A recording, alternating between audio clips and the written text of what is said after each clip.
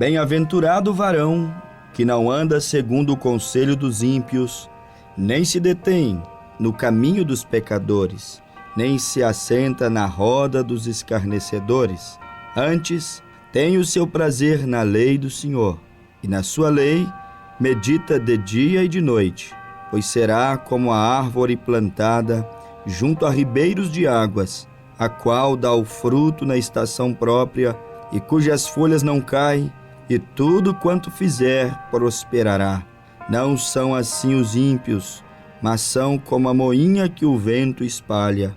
Pelo que os ímpios não subsistirão no juízo, nem os pecadores na congregação dos justos, porque o Senhor conhece o caminho dos justos, mas o caminho dos ímpios perecerá.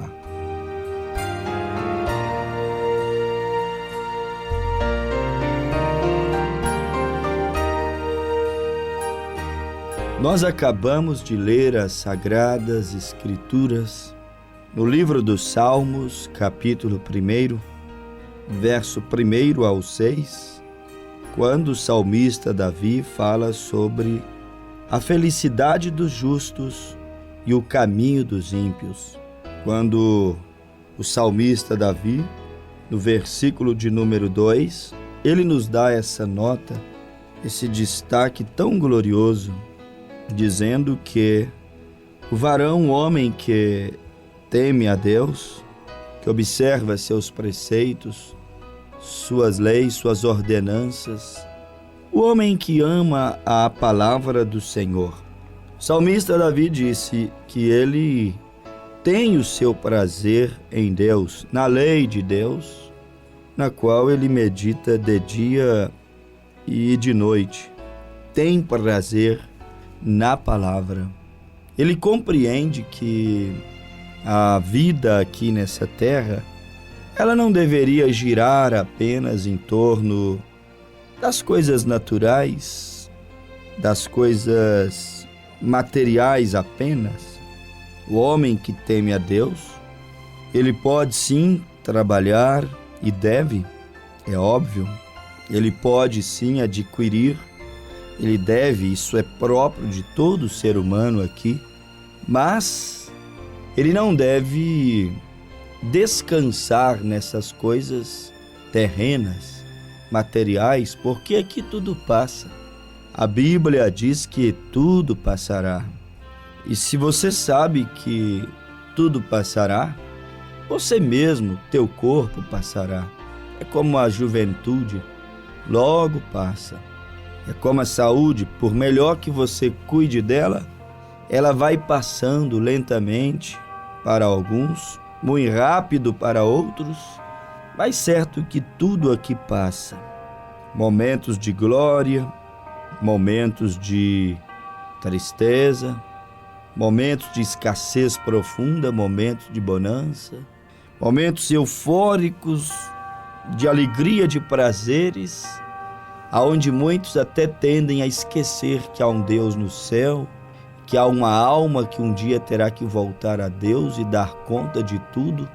Muitos até esquecem que esses momentos de glória, prazeres, esses momentos de euforia, essas gotículas, partículas de felicidade, porque tudo que você puder imaginar aqui, ser prazeroso, ser expressão de felicidade, é apenas gotículas de felicidade em comparar-se com o que Jesus Cristo pode sim produzir dentro de um coração.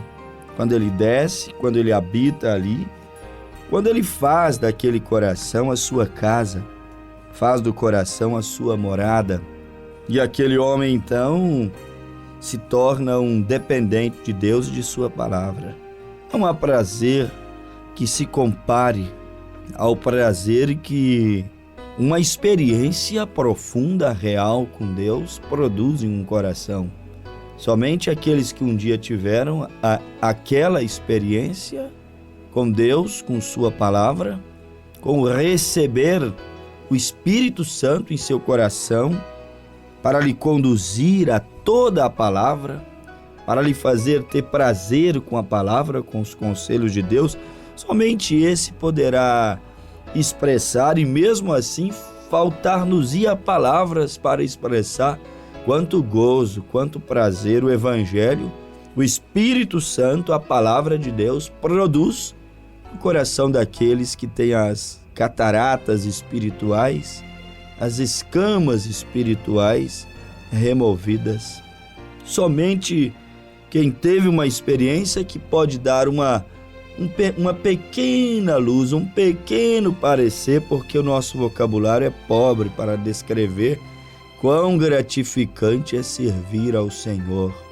Não foi à toa que milhões de cristãos, após a cruz do Calvário, milhões e milhões de cristãos das eras passadas, até mesmo entregaram suas vidas nas arenas, fogueiras, mesmo sendo injustiçados, perseguidos, mesmo a lei tendo confiscado todos os seus bens suados, trabalhados, mesmo eles perdendo famílias, perdendo em muitas vezes suas próprias vidas, ainda assim eles não negavam a Jesus.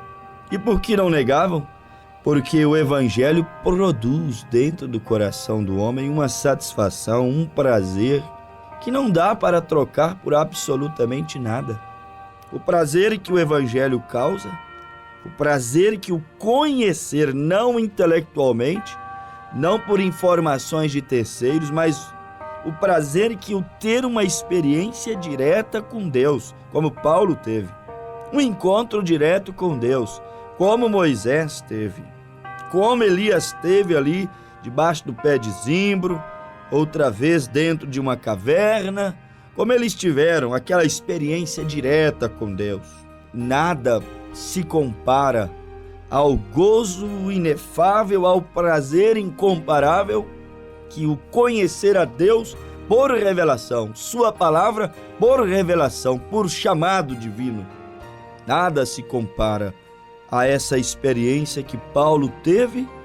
E ele chegou a dizer em 2 Coríntios capítulo 12, conheço um homem que, se no corpo não sei, se fora do corpo não sei, mas sei que ele foi levado até o terceiro céus, e ali ele viu coisas inefáveis, inexplicáveis. Ele disse, este homem, falando dele mesmo, teve uma experiência com Deus, com o que está reservado para aqueles que amarem a palavra e não andarem segundo o conselho dos ímpios, estar reservado para aqueles que têm o seu prazer na lei de Deus e tem prazer, gozo, satisfação.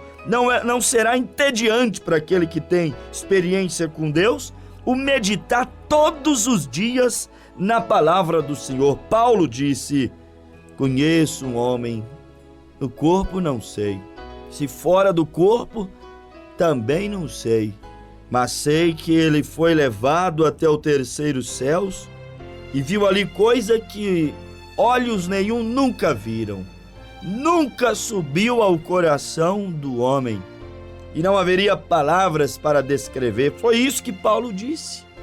Dizer que é maravilhoso servir a Deus ainda não chega nem perto. Dizer que é sublime e belo aquilo que Deus tem reservado para os seus que muitas vezes vivem fortes tribulações, angústias profundas, simplesmente por ser cristão, por tomar uma decisão de viver uma vida que agrade a Deus, alinhada com os mandamentos, com a lei de Deus, com o querer de Deus. Paulo disse que todas as nossas tribulações vividas nessa terra jamais se compararão ao que Deus tem reservado para aqueles que não vivem só de pão, aqueles que não escoram, não descansam suas vidas no que podemos alcançar, adquirir aqui na terra. Não há nada que se compare ao que Deus tem reservado para aqueles que têm entregado por completo a sua vida, não na mão da religião, nas mãos de um homem fanático, um homem místico, mas aqueles que têm entregado suas vidas, seu corpo, sua alma, o seu espírito, todo o seu ser, para ser guiado, conduzido pelo Espírito Santo e com isso dizer, com seu testemunho, forma de vida: eu sou uma filha de Deus, um filho de Deus. Como está escrito na Bíblia, aos Romanos 8,14, os filhos de Deus são guiados pelo Espírito de Deus. Jesus, como Filho de Deus enviado para tirar o pecado do mundo, ele foi guiado para o Jordão para ser batizado por João Batista. Depois guiado para o deserto para ser atribulado, tentado, desafiado, provado, como todo filho de Deus também é provado, desafiado, tentado, mas quando resiste, não há de se comparar o que vem depois da provação. Depois de tentado por 40 dias e noites, os anjos vieram servir a Cristo. Depois de não transformar pedras que o diabo deu a ele, depois de não lançar do pináculo do templo como o diabo lhe propôs, depois de não adorar ao inimigo como o inimigo lhe propôs: adora-me e tudo isso te darei. Depois de resistir à soberba da vida, à concupiscência dos olhos e da carne, lá estavam os anjos servindo a Cristo. Vale a pena servir a Deus. Depois da luta, vem a coroa, vem a recompensa. Depois das fortes tribulações, perseguições, lágrimas derramadas, dores vividas, depois da renúncia, os anjos te servirão, assim como anjos vieram e serviram a Elias, dando-lhe pão assado na brasa. Assim como os anjos vieram e serviram a Cristo depois de 40 dias de fortes lutas no deserto. Vale a pena. Paulo disse: não há de se comparar as coisas que estão reservadas para aqueles que têm o seu prazer na lei de Deus, aqueles que o seu prazer não está em uma dose de uísque, em um trago nas drogas, aquele que o seu prazer não está na prostituição. Não há de se comparar, jovem, moça, rapaz, o que está reservado para você.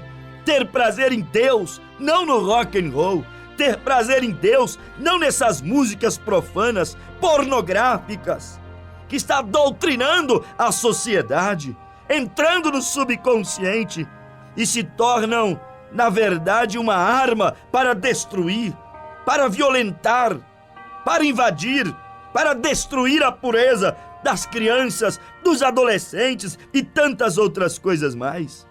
Bem-aventurados são aqueles que têm o seu prazer na lei de Deus, aqueles que vivem não só de pão, não só de dinheiro, não só de coisas materiais, perenais, que aqui passa, que a traça corrói, a ferrugem consome. Bem-aventurados são aqueles que têm renunciado ao mundo, os prazeres passageiros desta terra, por amor a Deus. Bem-aventurados são aqueles que vivem de toda a palavra, não apenas de alguns trechos que nos convêm, porque hoje está em alta, está na moda. As pessoas, elas tomam a Bíblia e leem apenas aquilo que lhes é conveniente, é agradável. Fazemos uma caixinha de promessas e somente promessas boas. Não tem como tirar uma promessa ruim dali, jamais. É uma caixinha de promessas, 650 promessas, só tira promessas boas. Não tem correção, não tem admoestação, não tem exortação, não tem repreensão. Quando a Bíblia diz em 2 Timóteo 4,2 que toda a palavra de Deus, ela é própria para isso, para corrigir, para instruir, para ensinar, para redarguir, para doutrinar, com toda longanimidade e paciência. A palavra de Deus é corretiva também, porque só caixinha de promessas? Bem-aventurados são aqueles que não fazem da Bíblia somente uma caixinha de promessa, mas faz dela um manual para se viver, uma regra de fé, um livro de ordem, conduta, doutrina, um livro para solidificar a família, para fundamentar sobre bases bem sólidas a salvação da alma. Bem-aventurado aquele que toma tempo para meditar, seja de dia, seja de noite, mas toma tempo para pautar a sua vida pela palavra. E digo, de toda a palavra, não só de uma caixinha de promessa ou de algumas coisas que lhe são convenientes. Porque se você tomar a Bíblia somente para aquilo que lhe for conveniente, você fará loucuras, nunca acertará o alvo, nunca verá a alva, a estrela da manhã, nunca conseguirá chegar a Deus. Nós não podemos anular as Escrituras, temos que alimentarmos dela, temos que crer nelas, de Gênesis até o Apocalipse. Pastor, mas até o Velho Testamento? Sim! Aquilo foi uma sombra dos bens futuros, uma sombra do que estaria aqui na frente. Aquilo era apenas uma sombra, era Cristo prefigurado do antigo pacto. Por isso que tomamos toda a Bíblia, ela é proveitosa. Quando vivemos apenas com fatias do Evangelho, morte espiritual, suicídio espiritual, asfixias de almas, porque então surgirão doutrinas, e Paulo disse, doutrinas de demônios. Não isole o texto da Bíblia, não isole Escrituras. Tem que haver uma junção, tem que entrelaçar, de Gênesis até Apocalipse, tem que brilhar. Você não deveria tomar apenas algumas partes, senão você se tornará um radicalista. Como o povo do Oriente Médio, eles tomam apenas a Torá, ou seja, expressão usada para definir a crença naqueles 5 primeiros livros da Bíblia. É conhecida como lei, a Torá, os 5 primeiros livros da Bíblia, o Pentateuco, que significa instrução, ensinamento, mas não deveria basear a instrução e o ensinamento apenas em 5 livros. Alguém certa vez disse, temo o homem de um livro só. Não, há um quebra-cabeça e não pode faltar nenhuma peça para poder montar a imagem real. Tem que refletir de Gênesis a Apocalipse o rosto do Cordeiro de Deus, aquele que derramou o seu sangue, que tirou o pecado do mundo, que está dizendo, vinde a mim todos vós, que estáis cansados e sobrecarregados, que eu vos aliviarei, encontrarei descanso para as vossas almas. Esse quebra-cabeça tem que refletir a Cristo, o Salvador, redimindo a raça humana. E desde Gênesis até Apocalipse, não é à toa que um cordeiro foi morto no livro de Gênesis para lavar os pecados de Adão e Eva e vesti-lo com peles de ovelha.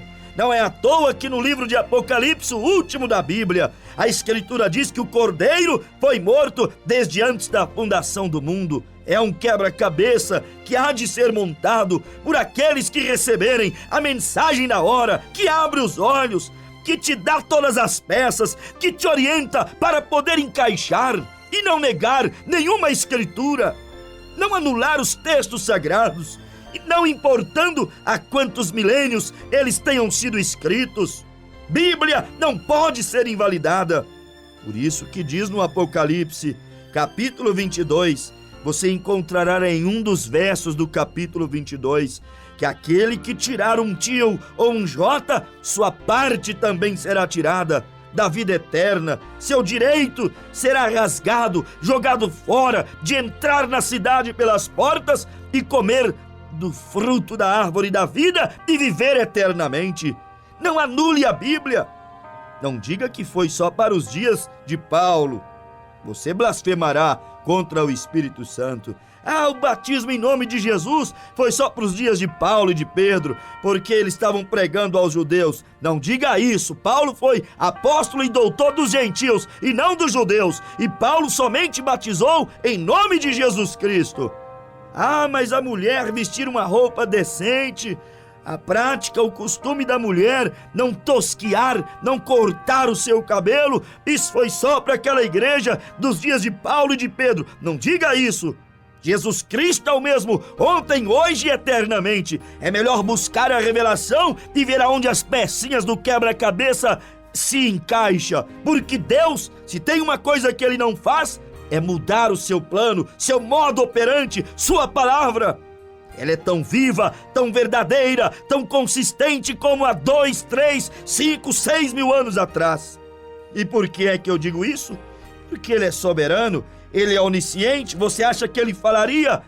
Você acha que ele estabeleceria uma palavra que não pudesse ser crida, abraçada hoje? Ele conhece o fim desde o início. Antes mesmo do início, Deus já conhecia o fim. Sua palavra é sempre atual. Seus mandamentos, atualíssimos. Sua regra de fé, conduta, é atual. Portanto, bem-aventurado são estes que têm o seu prazer, seu deleite, seu gozo nesta lei de Deus, e nela medita de dia e de noite, mas em toda ela, não só nos 5 primeiros livros da Bíblia, não só no Gênesis, Êxodo, Levíticos, Números e Deuteronômio, como o mundo oriental, e com partes apenas da palavra, eles fazem loucura. E qualquer crente, qualquer igreja, qualquer pregador fará loucura pregando apenas partes da palavra. Temos que tomar toda a Bíblia. Jesus disse: nem só de pão viverá o homem, mas de toda é 100%. Eva descreu apenas 0,1% e deu morte, e deu inveja, e resultou em homicídio. A serpente chegou a Eva e disse: foi assim que o Senhor Deus te disse? Comerás de todas as árvores que está no jardim, só não comerás da árvore que está no meio do jardim? E Eva disse: sim, foi assim mesmo que ele me disse. Até parece que você escutou a minha conversa com Deus. Aí a serpente disse assim, foi assim que ele te disse? Que o dia que comer da árvore que está no meio do jardim, certamente morrerás? Ela disse: verdade, foi isso mesmo. Está vendo? A serpente só contou a verdade para Eva. Quer dizer, quase toda a verdade, porque ela torceu a coisa um pouquinho. Não torça a coisa nem um pouquinho para te beneficiar, para flexibilizar para ti. Não torça as coisas. Deixe sem deslocamento e sem interpretação. Foi assim que o Senhor Deus disse? Foi assim mesmo. Mas eu tenho uma coisinha nova para falar contigo. Você pode comer que não vai morrer. Foram só essas palavrinhas que Deus não havia dito. Ela desmentiu, a serpente desmentiu a Deus. Certamente não morrerás. A serpente pregou um texto verdadeiro e colocou 3 palavras mentirosas. Certamente não morrerás. Só isso que ela falou de errado. Mas esse pouquinho de erro, esse pouquinho de veneno na panela trouxe morte, dor, aflição, homicídio, divisão de família, suor, espinho, sangue. Por isso que não podemos ficar com partes. Nós temos que ficar com o todo, com a plenitude, com o 100% da palavra. Por isso que Deus prometeu nesta era, Malaquias 4, versículo 5, o Elias para restaurar. Mateus 17, 11, mais um ministério, um profeta, semelhante a Elias. Para que um homem, um ministério como o de Elias? Para desafiar a mesa de Jezabel, essas religiões falsas do século 21, que mais mata, destrói, dilacera, escandaliza o evangelho do que toda e qualquer outra coisa. E muitas vezes a falsa religião causa mais males do que bares, do que motéis e do que tantas outras coisas. Fique com a palavra. Deus enviou o profeta Elias. Mateus 17, 11, a revelação de Elias, a ousadia de Elias. Deus enviou o ministério de Elias. Está em um povo, em uma igreja. Nesta hora, assim como a unção de Elias veio sobre Eliseu, a unção de Elias tem vindo nessa última hora, por promessa divina, para restaurar toda a palavra. Não deixar as pobres almas alimentando de parte da palavra, porque parte da palavra produz loucuras, produz morte. Fique com a plenitude da palavra. Toda a Bíblia é instrutiva, ensinamentos que, por mais que se opõem à nossa natureza carnal, natureza humana, por mais que temos de manter os nossos olhos, nossa vida dioturnamente sobre eles, como disse Provérbios, atados palavra atada em nosso pescoço, tábuas atada em nosso coração, por mais que temos que carregá-la sobre nosso peito, como uma tábua presa em nosso pescoço. Quando você persiste nisso, persevera nisso, isto é salvação por você. Estes ensinamentos são proveitosos, independente do quanto são confrontantes, isto é vida. Por mais que esses ensinamentos, por mais que a plenitude dessa palavra nos fira muitas vezes, isto tem que produzir prazer. Davi disse: meu prazer está na lei de Deus. Filho que se alegra quando o pai corrige. Meu pai me corrigiu. Por que me corrigiu? Porque me ama. Meu pai me aconselhou. Por que me aconselhou? Porque me quer bem. Minha mãe me corrigiu. Porque me quer bem. A Bíblia me corrige. O pregador fala a palavra e isso me fere. E por que é que me fere? Porque Deus me quer bem. Até porque a Escritura diz que o amor é corretivo. A vida cristã, meu amado ouvinte, ela é uma vida, ainda que haja correção, verdadeiramente vida cristã, ainda assim ela é prazerosa, produz aquele sentimento, sensação agradável, satisfação plena, deleite, gozo. Estou usando expressões bíblicas que a Bíblia usa para definir a vida de um cristão que realmente serve a Deus.